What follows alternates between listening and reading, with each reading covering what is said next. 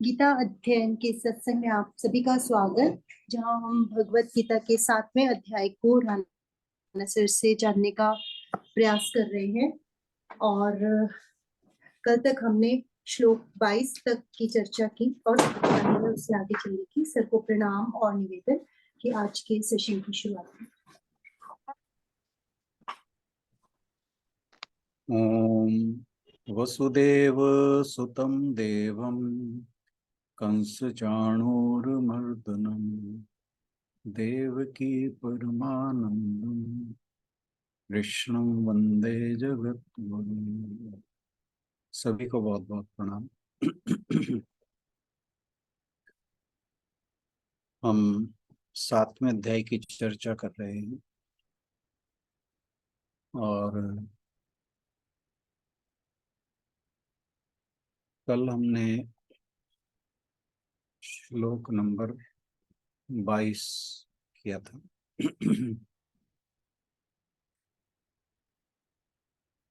जहां भगवान जी ने बताया कि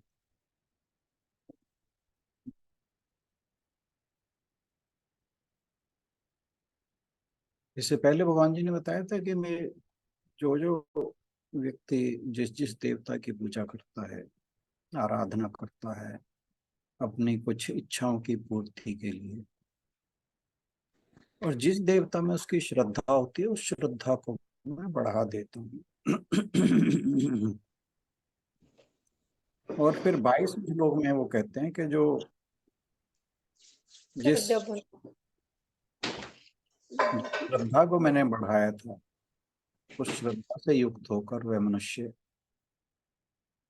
जिस इच्छा के लिए जिस देवता की पूजा करता है, उपासना करता है, उसकी वह कामना पूरी होती है। लेकिन उस कामना को पूरा मैं करता हूं। वो बेशक ये सोचता हो कि वो कामना मेरी देवता ने पूरी की है, क्योंकि उसकी बुद्धि अभी इतनी विकसित नहीं हुई, वो अभी सच्चाई को देखने में सक्षम नहीं है, उसकी बुद्धि भगवान तक अभी जाती ही नहीं है। वो केवल यह सोचता है कि मैंने जिस देवता की पूजा की है, मेरा जो मनोरथ है उसी देवता ने पूरा किया है। लेकिन भगवान जी कहते हैं कि क्योंकि ये पूरा जगत मेरा ही शरीर है, इस जगत की हर वस्तु, हर पदार्थ, हर व्यक्ति मेरे ही अंग है। वो देवता भी उन्हीं के ही अंग है। आपने कभी अगर भगवान के विराट रूप की तस्वीर देखी, उसमें सभी देवी देवता है। वो इसीलिए भगवान जी कहते हैं कि वो मेरे शरीर के अंग हैं, वो उनके विराट के अंग हैं।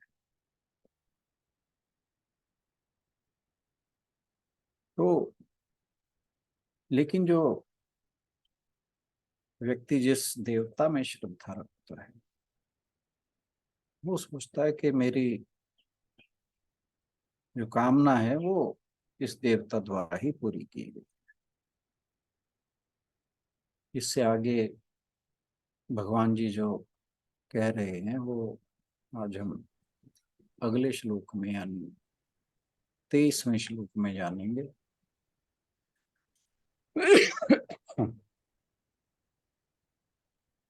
जिसमें भगवान जी कुछ और बातें इसी संबंध में बताने वाले हैं। इस पर चर्चा करने से पहले आशु बहन से अनुरोध के श्लोक पढ़ते हैं।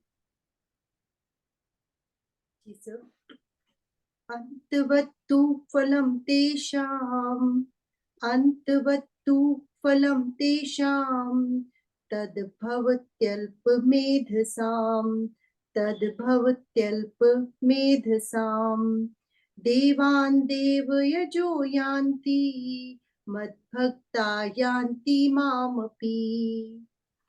परंतु उन अल्प बुद्धि वालों का वह फल नाशवान है, तथा वे देवताओं को पूजने वाले देवताओं को प्राप्त होते हैं, और मेरे भक्त चाहे जैसे भी भजें, अंत में वे मुझे ही प्राप्त होते हैं।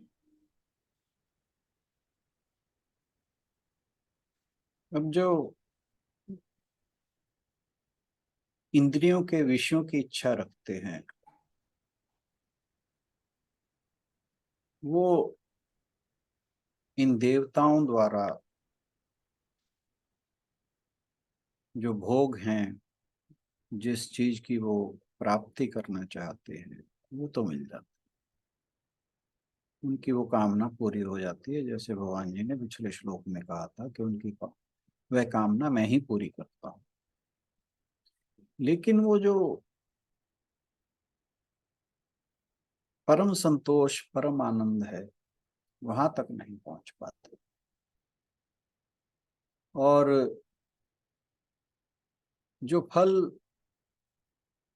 देवताओं की पूजा द्वारा उन्हें मिलते हैं, वे सीमित होते हैं, क्षणिक होते हैं। और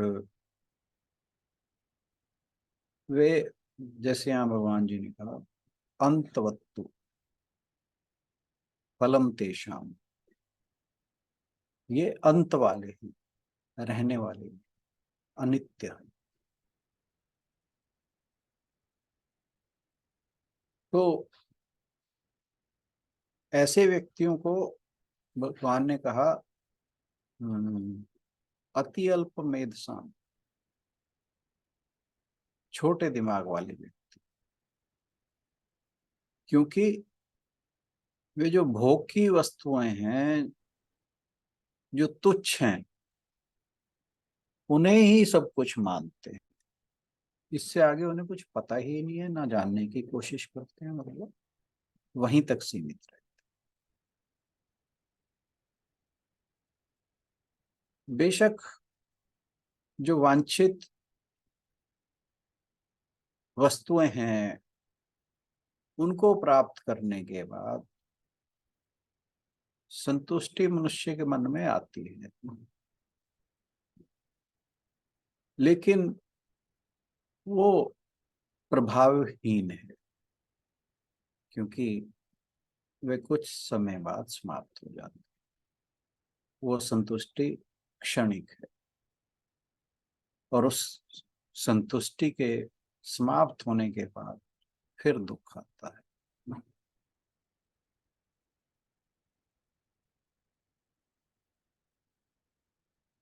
समय और स्थान, समय और स्थान की जो दुनिया है, समय और स्थान से बंधा हुआ जो ये संसार है,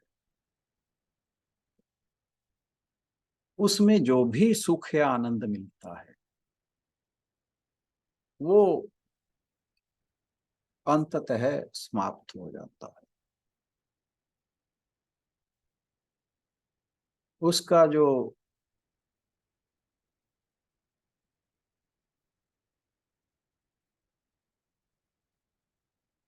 उसे समाप्त होना पड़ता है, मतलब वो रहने वाला नहीं। इसीलिए बुद्ध ने कहा था, अनित्यम अनित्यम सर्वम नित्यम, क्षणिकम क्षणिकम सर्वम क्षणिकम, शून्यम शून्यम सर्वम शून्यम।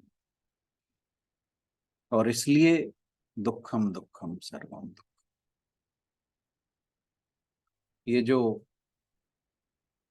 भी संसार के पदार्थ हैं, जो भी संसार से मिली हुई हमें चीजें, जो भी देवताओं द्वारा, देवी देवताओं के आराधना द्वारा जो मिले हुए फल हैं, ये सब क्षणिक हैं, अनित्य हैं, शून्य की ओर जा रहे हैं। इसलिए दुखम दुखम, अंततः हम जो पाते हैं वह दुख है।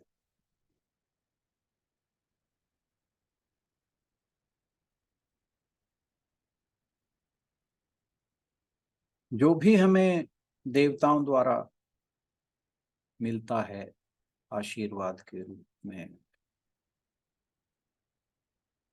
फल के रूप में, जो आराधना की गई है उसके द्वारा जो ब्लेसिंग मिलती है, वो सब अस्थाई रूप प्रकृति के है। अब मान लीजिए कि हम कोई कर्म कांड है जिसके करने से, किसी देवता की स्तुति करने से, आराधना पूजा यज्ञ आदि करने से किसी बीमारी से मुक्ति मिलती है। मान लीजिए फलस्वरूप उस बीमारी से मुक्ति मिलती है, पर जरूरी नहीं वो स्थायी।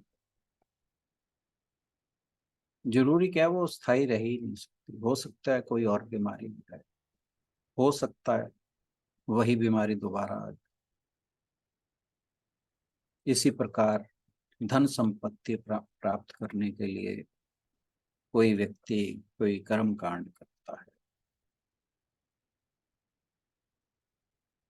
फल स्वरूप वो धन प्राप्त हो जाता है, संपत्ति प्राप्त हो जाती है, कोई प्रमोशन प्राप्त हो जाता है, कोई पद प्राप्त हो जाता है। लेकिन जरूरी नहीं कि वो सब हमेशा टिका रहे। एक बार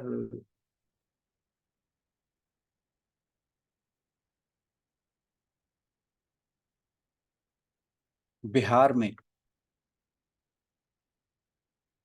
एक नेता मिनिस्टर बने, तो एक सेठ ने उनके जमाई जो था उसको पटा लिया कि भाई नेता से जो, मिनिस्टर से जो काम निकलवाने होंगे वो उस जमाई के थ्रू निकलवाने। और उसे पहले ही, काम निकलवाने से पहले ही उसको अपनी जायदाद में से 5 एकड़ भूमि दे दी। जमाई बड़ा खुश। अब हुआ क्या कि कुछ दिन बाद वो जो मिनिस्टर था उसने भ्रष्टाचार शुरू कर दिया। भ्रष्टाचार के आरोप लगे जब उस पर, तो उन आरोपों में वो पकड़ा गया, मिनिस्ट्री छिन गई। जो उसकी विधायक की सीट थी वो भी छिन गई। अब सेठ ने जो जमाई को जमीन दी थी उसने वापस उसका कब्जा ले लिया। तो जो जमाई था ना इधर का रहा इधर का। तो ये जो इस तरह के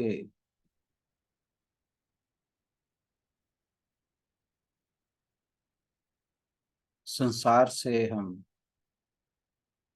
कुछ पाने की इच्छा रखते हैं, किसी भी तरीके द्वारा, चाहे वो किसी देवता की आराधना हो, किसी और व्यक्ति के जो प्रभावशाली है उसके द्वारा कुछ पाने की हो, किसी भी तरह की, तो ये सब अंतवत्तु है।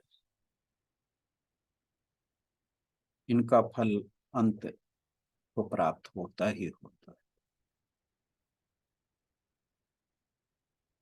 और एक चीज और है, मान लीजिए हमें भोगने को इतना कुछ मिले कि असीमित हो, मान लीजिए, वैसे तो यहाँ अंतवत्तु का है भगवान, पर हम थोड़ी देर के लिए मान लेते हैं कि हमें बहुत कुछ बहुत भोग जो हैं वो भोगने को मिल रहे हैं।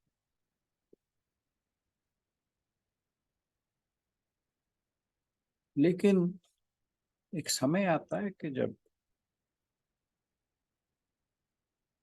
उससे रुचि खत्म हो जाती है। आपको 56 भोग रोज मिलते रहे, कितना खाओगे?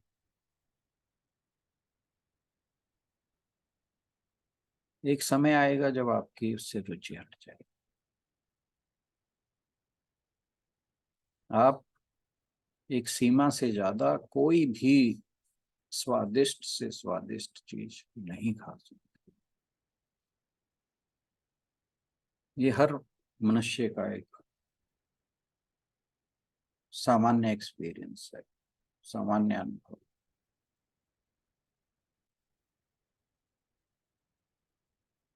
मान लीजिए हमें रोज कोई फिल्मों के टिकट ला के देता है, कितनी फिल्में देख लें, कब तक देखते रहेंगे? एक सीमा के बाद हमारा सिनेमा जाना बंद है। तो कहने का भाव ये है कि जो सांसारिक भोग हैं ये अस्थाई हैं, ये हमेशा रहने वाले नहीं। एक समय आता है जब हमारी रुचि हट जाती है। धन संपत्ति कितनी बना लेगा कोई? हालांकि आजकल तो इस चीज को झुठला दिया गया है। एक दो बड़े सेठ हैं, उनके होड़ खत्म ही नहीं हो रही, भूख खत्म ही नहीं हो रही। नेता है, इनकी भूख खत्म नहीं हो रही। पता नहीं इस धन संपत्ति का क्या करेंगे। खैर, तो ये जो लोग भोगों के पीछे भागने वाले हैं, कामनाओं की स्वार्थ की पूर्ति के लिए देवताओं की आराधना करते हैं, इन्हें भगवान ने यहाँ पर कहा है अल्पमेध साम।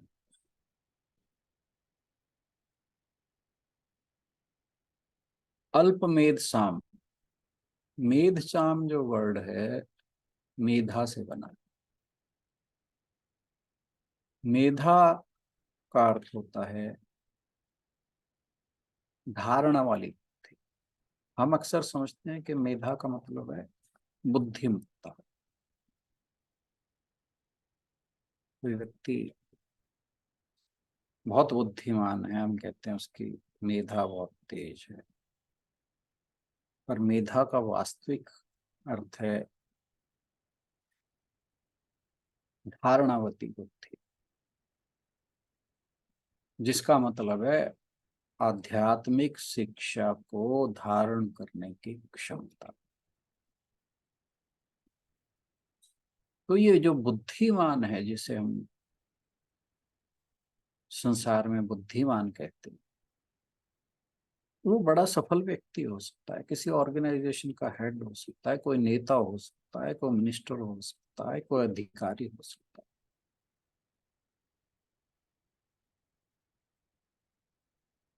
कोई व्यवसायी हो सकता है, जिसने अपने जीवन में बहुत सफलता प्राप्त की है अपने अपने क्षेत्र में, दूसरों को बहुत पीछे छोड़ दी।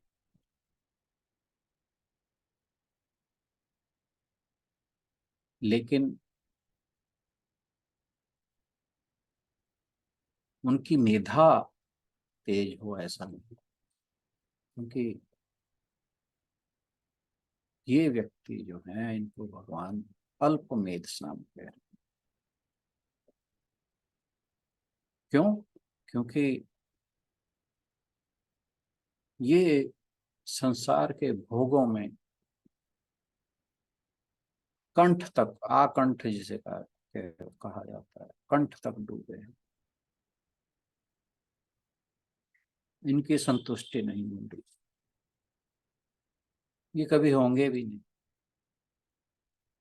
नहीं होंगे तो आध्यात्मिक भी नहीं होंगे, आध्यात्मिक नहीं होंगे तो आध्यात्मिक शिक्षा को धारण करने की क्षमता होने का तो सवाल ही पैदा नहीं होता। इसलिए भगवान जी ने कह रहे हैं अल्पमेध साम।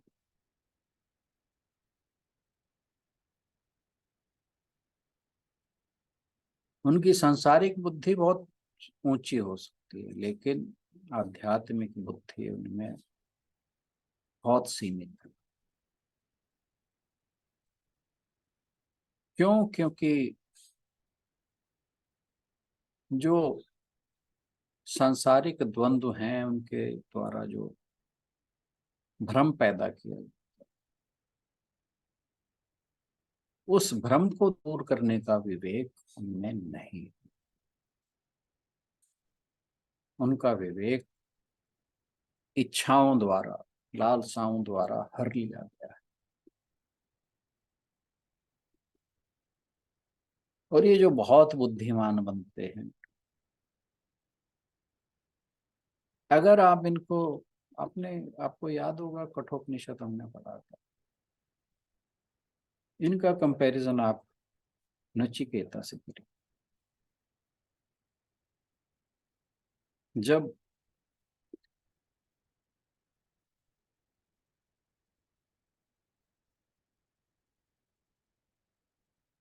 यमदेव ने उन्हें, नचिकेता को कहा कि 3 वर मांग,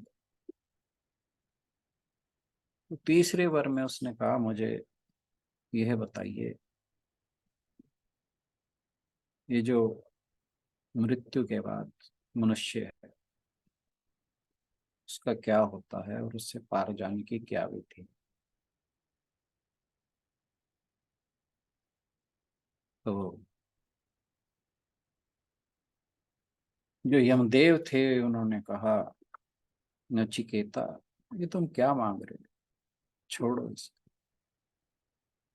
मैं तुम्हें संसार की हर ऐश्वर्य की वो चीज देता हूँ, धन संपत्ति, गौएं, राज्य, पूरी धरती का राज्य तुम्हें देता हूँ, अप्सराएं तुम्हारी सेवा में रहेंगी। इसके अलावा भी जो तुम मांगोगे मैं तुम्हें देता हूँ, पर ये वर मत छोड़ दो। नचिकेता क्या कहते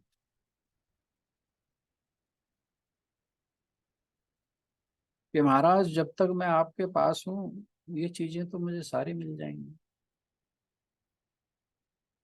लेकिन क्या मेरे जाने के बाद जब मैं धरती पर वापस जाऊंगा ये सब कुछ सदा के लिए रहने वाला है? यमराज कहते हैं नहीं। कहते फिर मैं ऐसी अनित्य नश्वर चीजों को लेकर क्या करूं, आप मुझे वह ब्रह्म विद्या सिखाइए। ये होती है बुद्धिमान।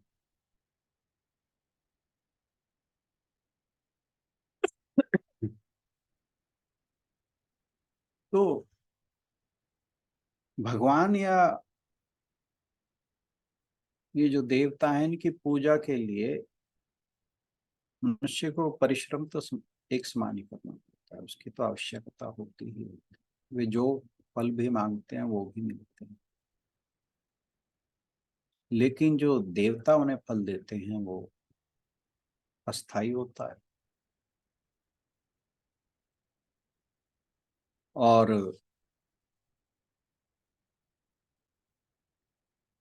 जो दोनों के पूजा, आराधना, सेवा करने का फल है वो समान नहीं। कैसे? कि जो देवताओं की पूजा से फल मिलता है वो अस्थाई है, क्षणिक है, कुछ समय बाद समाप्त होने वाला। अंतवन्तु फलम तेषाम। लेकिन जो भगवान की पूजा करते हैं, भगवान को, भगवान की सेवा करते हैं, भगवान को याद करते हैं, उनसे जो मिलता है वो फल स्थायी, वो आनंद की जो प्राप्ति है वो स्थायी।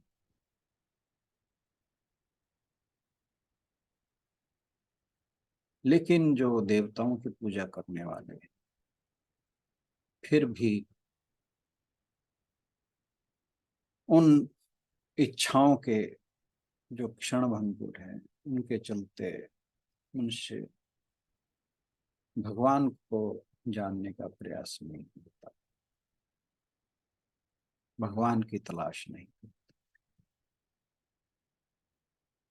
उस ईश्वर की तलाश नहीं करता जो परमानंद के स्रोत है।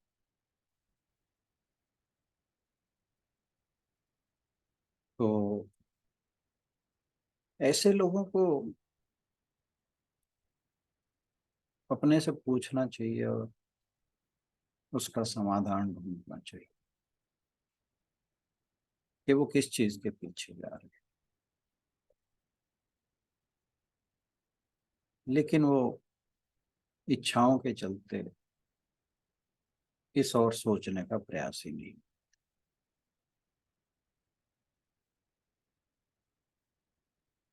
जो देवता लोग हैं उनको इन फलों को देने का बहुत थोड़ा अधिकार है।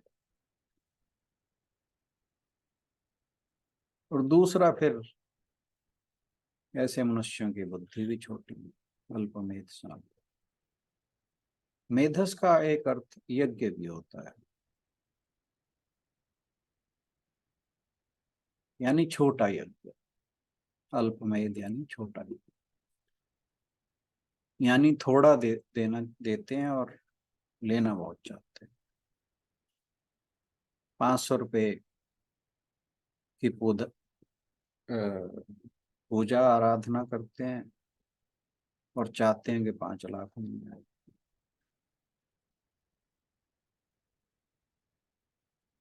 ये समझते हैं कि जैसे देवताओं को मैथमेटिक्स हिसाब नहीं आता। उन्हें पता ही नहीं है।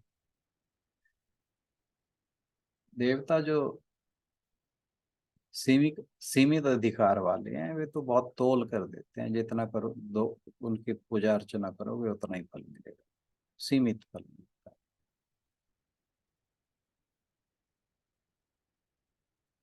लेकिन परमात्मा जो है जब उसकी पूजा आराधना, वो जो देता है,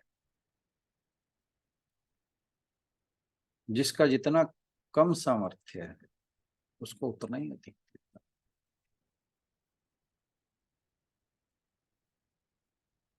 है। यही परमात्मा के देने की विशेषता है।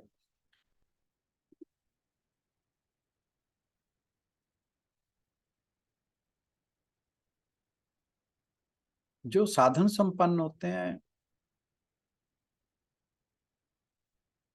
उनको उठाने में थोड़ी सी ताकत लगती है। भगवान ऐसे व्यक्तियों को अगर ऊपर उठाना हो थोड़े से संकल्प से, थोड़ी सी शक्ति से ही, अपने जरा से ही इशारे से उठा ले। लेकिन जो दीन है, हीन है, जिनके पास कोई शक्ति नहीं है, साधन नहीं, और वो भगवान की आराधना करते हैं, ऐसे लोगों के पास तो भगवान चलकर स्वयं उसे आकर दोनों हाथों से उठाते हैं, अपनी छाती से उठाते हैं। जे ही अति दीन प्यारे।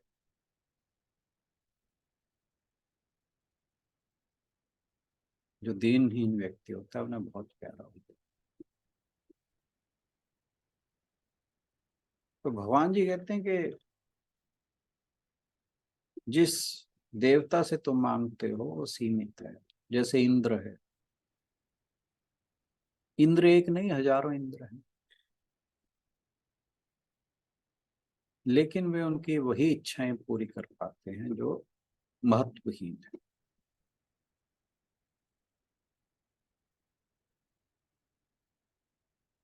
क्योंकि एक तो चीज ये है कि अब जैसे इंद्र की बात है, कितने दिन रहेगा। हमारे शास्त्रों में आता है कि जो इंद्र हैं वो एक मनवंतर तक रहते हैं। जब मनवंतर बदलता है तो इंद्र भी बदल जाता है। ब्रह्मा जी का 1 घंटा भी नहीं है एक मन।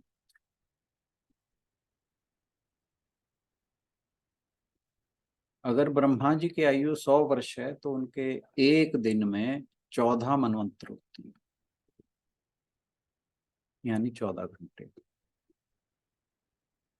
एक एक मनवंतर का एक एक इंद्र होता है, 1 घंटे के लिए इंद्र होता है।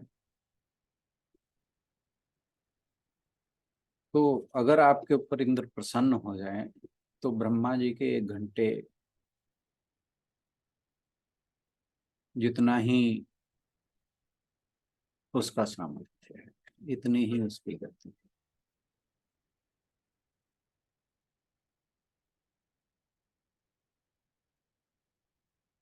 और यदि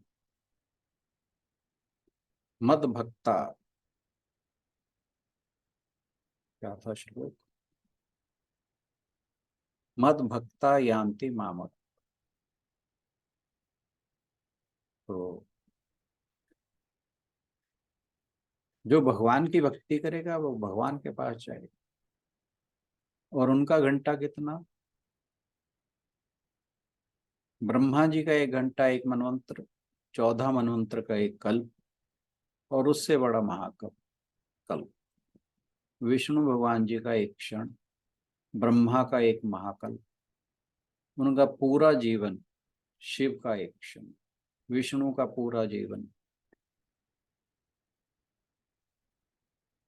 और परमेश्वर का एक संकल्प, और शिव का पूरा जीवन। तो हमारे अंतःकरण में जो वो विराट बैठा है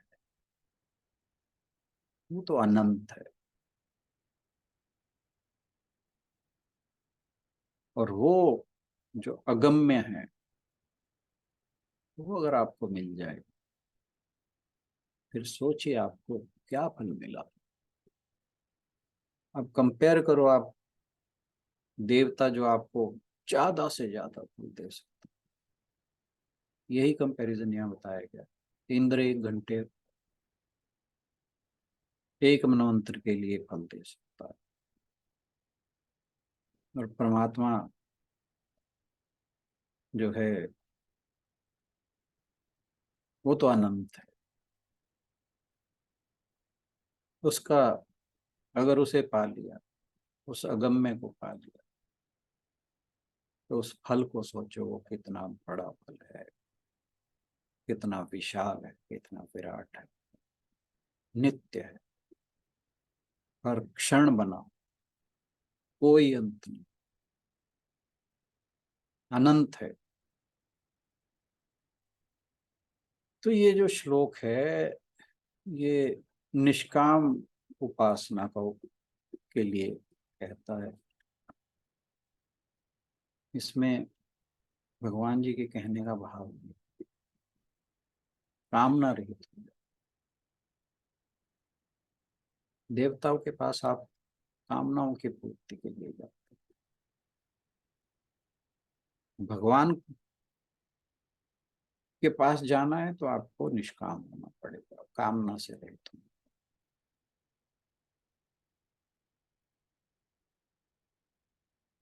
भगवान के दर्शन से भगवान का तत्व ज्ञान बड़ा है, उससे भी बड़ा उससे उसका प्रेम है। यही यान्ति मामपि का भाव। कि मेरे भक्त सब वस्तुएं तो प्राप्त कर ही लेते हैं, मुझे भी प्राप्त कर लेते हैं, यानी उन्हें दुगना लाभ होता है। यहाँ पर एक दृष्टांत है कि एक राजा था, उसकी बहुत सी रानियां थी। एक बार वो विदेश यात्रा पर जाता है, वो अपनी रानियों से पूछता है कि बताओ तुम्हारे लिए विदेश से वापस आते समय में क्या क्या लेकर आऊं। हर कोई कोई रत्न मांगती है, यानी जो जो स्त्रियों की आप बेहतर जानते हैं मांगे होती हैं, वो सारे अपनी अपनी लिस्ट उस राजा को दे देती हैं। लेकिन जो छोटी रानी है वो कुछ नहीं मांगती। राजा पूछता है तुम क्या चाहती हो? वो कहती मैं तो चाहती हूँ कि आप सकुशल वापस मेरे पास लौट आए, आप ही को चाहते। राजा ने सब चीजें वापसी में जो जो सभी ने उसे लिस्टें दी थी वो दोगुनी मात्रा में ले दी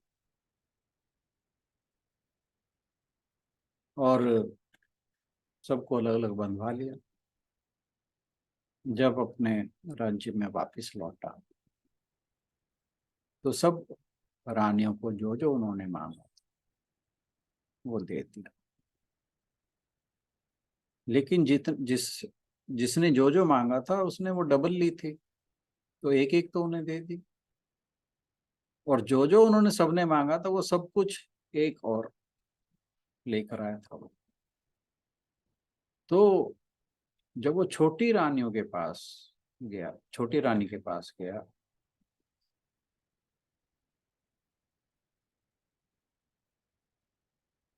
तो नहीं,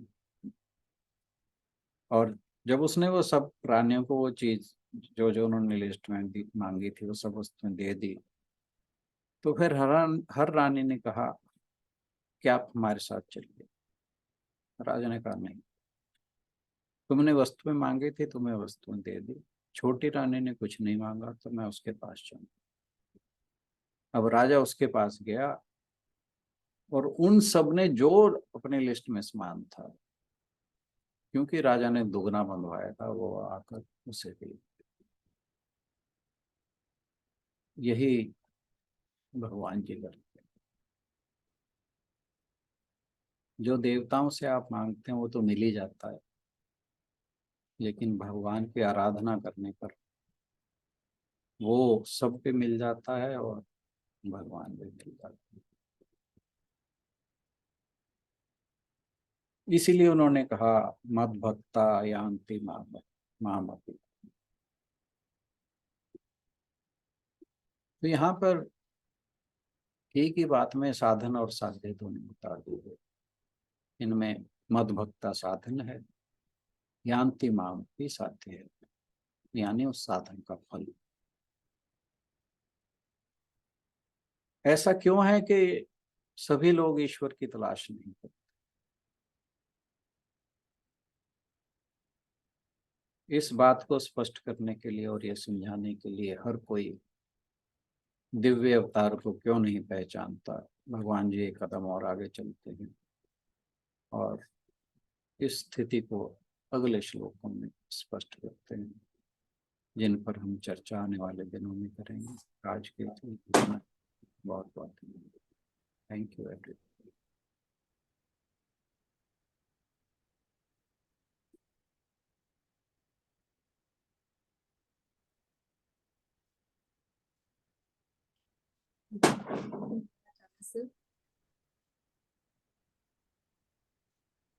यदि किसी का कोई प्रश्न या कुछ कहना चाहे तो जरूर अपनी बात रख सकते हैं।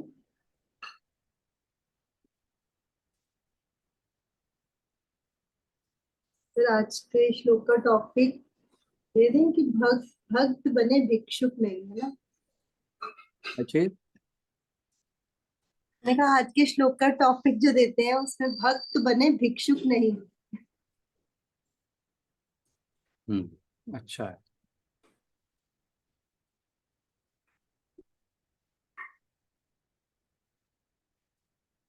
चलिए फिर इसी के साथ समापन किया जाए।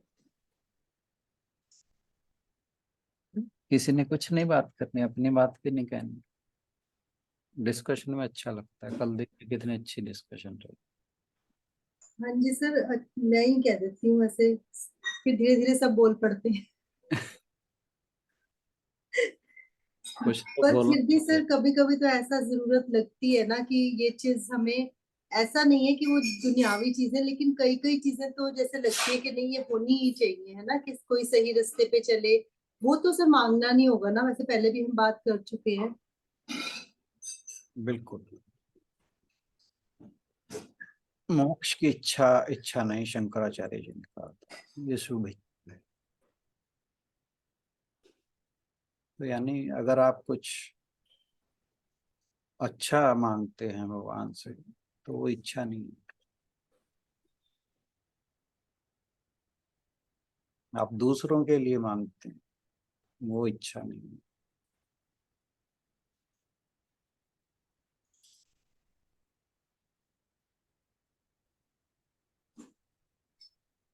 वो भी जैसे हम स्थिति। विश्व का कल्याण मांगते हैं, है ना। तो विश्व के कल्याण में हमारा कल्याण निहित ही है। हम विश्व का कल्याण जब मांगेंगे तो हम तो हमारा कल्याण तो अपने आप ही हो जाएगा। तो इसलिए इच्छा करनी है तो कोई शुभ इच्छा करो।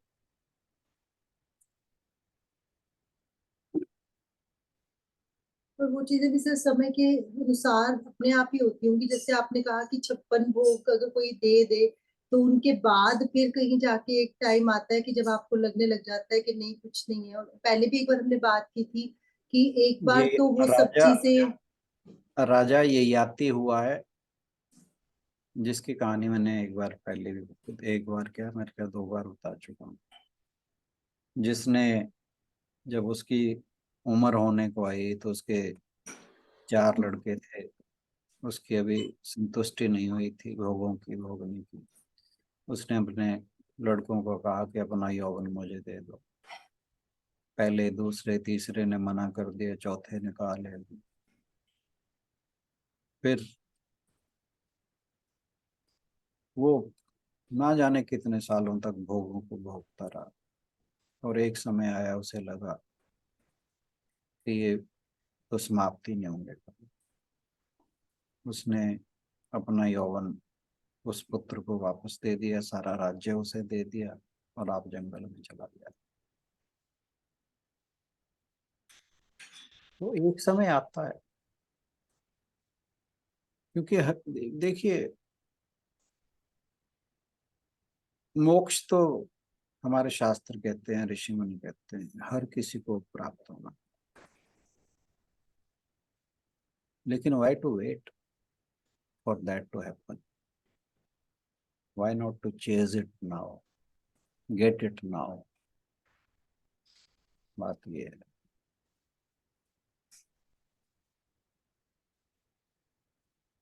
हो सकता है अगर हम इंतजार करते रहें कि अपने आप हो जाएगा, 100 जन्म लेने पड़े, 1000 जन्म लेने पड़े। तो अगर हमें एक बात पता ही लग गई है कि ये मार्ग अच्छा है, तो क्यों ना उस पर अभी चलें।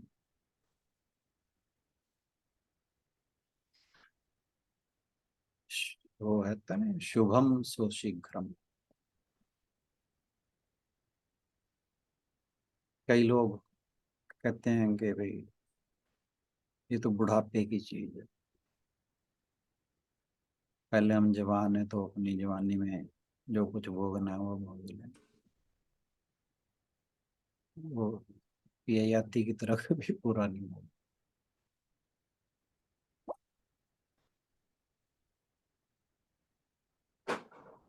तो अपने बच्चों में आध्यात्मिकता के संस्कार शुरू से ही डालते रहे, थोड़ा थोड़ा।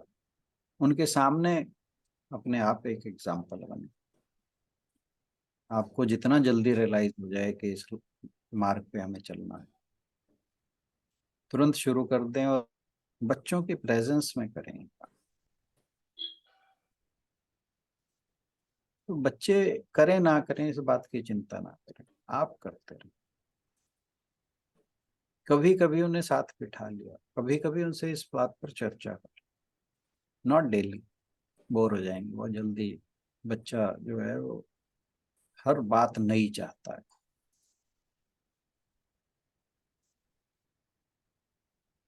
तो उसे कभी कभी समझाते रहे इस तरह की बात। एक टाइम आएगा वो इन चीजों में इंटरेस्ट लेना शुरू कर दे, बस वहीं उसकी यात्रा शुरू होगी।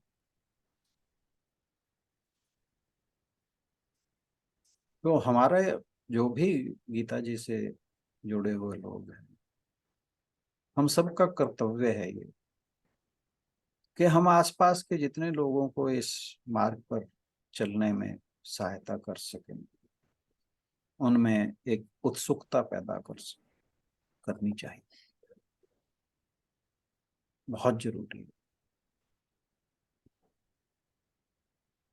जरूरी नहीं अपने बच्चे, कोई भी आपके संपर्क में हो, हर किसी के लिए ये हमारा दायित्व है, ड्यूटी है।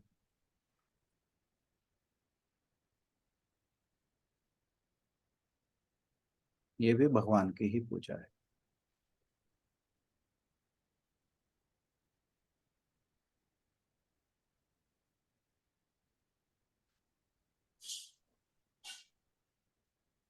चलिए किसी के साथ। चले। हाँ जी सर। ओम पूर्णमदः पूर्णमिदं पूर्णात् पूर्णमुदच्यते पूर्णस्य पूर्णमादाय पूर्णमेवावशिष्यते। ओम शांति शांति शांति। हरि ओम। सभी को बहुत बहुत प्रणाम और आज के सेशन में, आज के सत्संग में जुड़ने के लिए बहुत बहुत धन्यवाद। Thank you. सभी की ओर से राणा सर का भी बहुत बहुत धन्यवाद। कल मिलते हैं अगले श्लोक के साथ। Thank you everyone.